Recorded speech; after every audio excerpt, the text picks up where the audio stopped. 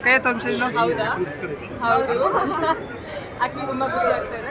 ತುಂಬ ದಿನ ಮುಂಚೆನೇ ಮಾಡಬೇಕಿತ್ತು. ಬಂದಿದ ತಕ್ಷಣ ನಾನು ನನ್ನ ಫ್ಯಾನ್ಸ್ನ ಭೇಟಿ ಆಗಬೇಕು ಅನ್ನೋದು ನನಗೆ ಇಷ್ಟ ಆಗಿತ್ತು. ಶೃಂಗೇರಿಗೆ ಹೋಗಿ ಆಶೀರ್ವಾದ ತಗೊಂಡು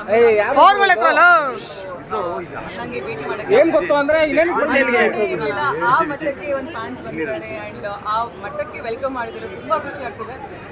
ಟ್ರೂಲಿ ನನ್ನ ಡ್ರೀಮ್ ಕಮ್ ಟ್ರೂ. ಬಿಕಾಸ್ ಹೋಗಿದ್ದಕ್ಕೆ ಸಾರ್ಥಕ ಆಯಿತು. ಇವರೇ ಮೂಲ ಕಾರಣ. ನಾನು ನಿಮಗಿಂತ ಜಾಸ್ತಿ ಸೆಲ್ಫೀಸ್. ಎಸ್. ಸೊ ಆಕ್ಚುಲಿ ತುಂಬ ಖುಷಿ ಆಗ್ತದೆ. ನಿಮಗೆ ಹೇಗೆ ಅನಿಸ್ತದೆ? ಆ್ಯಕ್ಚುಲಿ ತುಂಬ ದೊಡ್ಡದಾಗಿ ಅರೇಂಜ್ ಮಾಡಿದ್ದಾರೆ. ತುಂಬ ದೊಡ್ಡ ಫ್ಯಾನ್ ಪೇಜ್ ಇದೆ. ನಿಮ್ಮ ಒಂದು ಫ್ಯಾನ್ ಪೇಜ್ ಇದೆ ಅಂತಂದರೆ ಎಷ್ಟು ಖುಷಿ ಆಗ್ತಾರೆ, ಇಷ್ಟು ದೊಡ್ಡದಾಗಿ. ಆ್ಯಂಡ್ ನಿಮಗೆ ಅಂತ ಸ್ಪೆಷಲ್ ಸರ್ಪ್ರೈಸ್ ನಂಗೆ ಆ್ಯಕ್ಚುಲಿ ಏನೂ ಹೇಳಲೇ ಇಲ್ಲ. ಫ್ಯಾನ್ಸ್ ಇದೆಲ್ಲ ತುಂಬ ಖುಷಿಯಾಗಿದೆ. ಏನು ಅಂದರೆ ನಾನು ಬಂದಿದ ತಕ್ಷಣ ಎಲ್ಲರೂ ಬಂದುಬಿಟ್ಟು ತಪ್ಪಿಕೊಂಡು ಅಳ್ತಾ ಇದ್ದಾರೆ. ಆ್ಯಂಡ್ ಅಳ್ತಾ ಇರೋ ಇಮೋಷನ್ಸ್ ಇದೆಯಲ್ವಾ, ನನ್ನ ಜೊತೆ ಅವ್ರು ಟ್ರಾವೆಲ್ ಮಾಡಿದ್ದಾರೆ. ಅಂದರೆ ನಾನು ಎಷ್ಟು ನೊಂದಿದ್ದೀನೋ ಅವರು ಕೂಡ ಆ ಟ್ರಾವೆಲಲ್ಲಿ ಅದನ್ನ ನೋಡಿ ತುಂಬ ಖುಷಿ. ಕೆಲವು ಸರಿ ಅದು ಇರೋ ಪದಗಳಲ್ಲಿ ನಮ್ಗೆ ಹೇಳೋಕ್ಕಾಗಲ್ಲ, ಅಷ್ಟು ಹಾರ್ಟ್ ಟಚಿಂಗ್ ಆಗಿತ್ತು. ಇನ್ನೊಂದು ವಿಚಾರ, ಈಗ ಬಿಗ್ ಬಾಸ್ ಎಷ್ಟೆಲ್ಲ ಎಲ್ಲ ಒಂದೇ ವೇದಿಕೆಯಲ್ಲಿ ಬರಬೇಕು ಅಂತ ಕೋರಿಕೆ ಯಾವಾಗ ಅದ್ಭುತ ಆಗಿರ್ಬೋದು, ಎಲ್ಲ ಒಂದೇ ವೇದಿಕೆಯಲ್ಲಿ ಜೊತೆಯಾಗಿ ಯಾವಾಗ ಕಾಣಿಸುತ್ತೆ.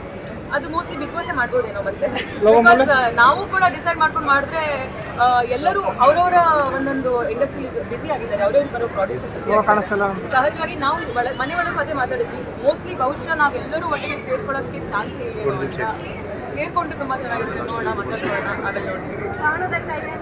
ಅಂದರೆ ಅವರಿಗೆ ಯಾವಾಗ ಸಂಗೀತವನ್ನು ತೋರಿಸ್ತೀರಾ, ಅವ್ರ ಜೊತೆ ಫೋಟೋ ತರಿಸ್ಬೇಕು ಅಂತ ಆಸೆ ಇರುತ್ತೆ? ಆ್ಯಕ್ಚುಲಿ ಎಲ್ಲ ಕಡೆ ಪ್ಲ್ಯಾನ್ ಮಾಡ್ತಾ ಇದ್ದೀವಿ ನನಗೆ. ಸೊ ಮೈಸೂರಲ್ಲಿ ಸೊ ಇಷ್ಟು ಜನ ಫ್ಯಾನ್ಸ್ ನೋಡಿ ನಿಜವಾಗ್ಲೂ ಖುಷಿ ಆಗ್ತಾ ಇದೆ. And she so bless to have this kind of ನಿಜವಾಗ್ಲೂ ಖುಷಿ ಆಗ್ತಾ ಇದೆ. ಸೊ ಸಂಗೀತ ಅವರ ಜೊತೆಗೆ ನಿಮ್ಮ ಹೆಸರು ಇಷ್ಟ ಆಗಿದೆ, ನಿಮ್ಮ ಜೊತೆ ಸೆಲ್ಫಿ ತೆಗಿತಿದ್ದಾರೆ. ಸೊ ಹೆಂಗೆ ಖುಷಿ ಆಗ್ತಾ ಇದೆ. ವಿಡಿಯೋ ಗೊತ್ತಿಲ್ಲ ಅಂತ. ಸಂಗೀತವರೇ ಮುಂದೆ ಯಾವ ಥರ, ಈಗ ಅಭಿಮಾನಿಗಳು ನಿಮ್ಮ ಜೊತೆ ಇದ್ದಾರೆ, ಸೊ ಮುಂದಿನ ಪ್ರಾಜೆಕ್ಟ್ ಬಗ್ಗೆ ಆಗಿರ್ಬೋದು, ಮುಂದೆ ಯಾವ ಥರ ಇರ್ತೀರಾ ಅಂತ? ನಾನು Charlie sign exactly Charlie sign ಮಾಡಿದಾಗ ಮತ್ತೆ ಲಕ್ಕಿ ಮ್ಯಾನ್ ಕೂಡ ಹಿಟ್ ಆದಾಗ ನಂಗೆ ಒಂದೇ ಒಂದು ನಂಬಿಕೆ ಏನು ಅಂದರೆ, ಇವಾಗ ಅಭಿಮಾನಿಗಳನ್ನ ನಂಬಿದ್ದಾರೆ, ಅವ್ರ ನಂಬಿಕೆ ನಾವು ನೆಕ್ಸ್ಟ್ ಪ್ರಾಜೆಕ್ಟ್ ಮಾಡಬೇಕು, ಅವರ ನಂಬಿಕೆಗೆ ಅವ್ರು ಆಗಬಾರ್ದು ಅಂತ. ಸೊ ನನ್ನ ಆಯ್ಕೆಗಳು ಯಾವತ್ತೂ ಕೂಡ ಲಿಮಿಟೆಡ್ ಆಗಿತ್ತು. ಮುಂಚೆನೂ ತುಂಬ ಟೈಮ್ ತಗೊಂಡಿದ್ದೆ ಸೆಲೆಕ್ಟ್ ಮಾಡೋದಕ್ಕೆ. ಬಟ್ ಇವಾಗ ನನಗೆ ಅನಿಸ್ತಾ ಇದೆ ನಂಗೆ ಇನ್ನೂ ಜಾಸ್ತಿ ರೆಸ್ಪಾನ್ಸಿಬಿಲಿಟಿ ಇದೆ.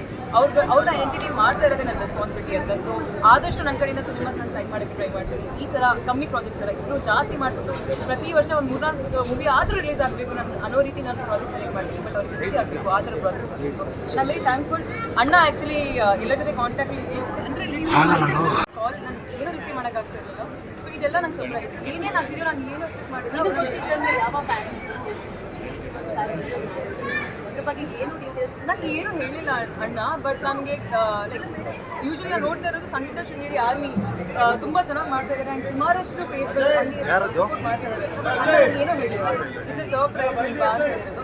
ಅದಕ್ಕೆ ನಾನು ರೆಡಿ ಮಾಡಿಬಿಟ್ಟು ಲಿಟ್ಲಿ ಲೈಕ್ ನನ್ನ ಔಟ್ಫಿಟ್ ನನ್ನ ಮೆಜರ್ಮೆಂಟ್ ಕೂಡ ಕರೆಕ್ಟಾಗಿ ಹೋಗ್ತಾ ಇದ್ದಾರೆ. ಇವಾಗ ರೆಡಿ ಆಗಬೇಕು.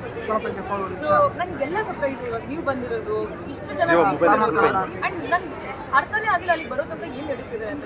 ಸರ್ಪ್ರೈಸ್.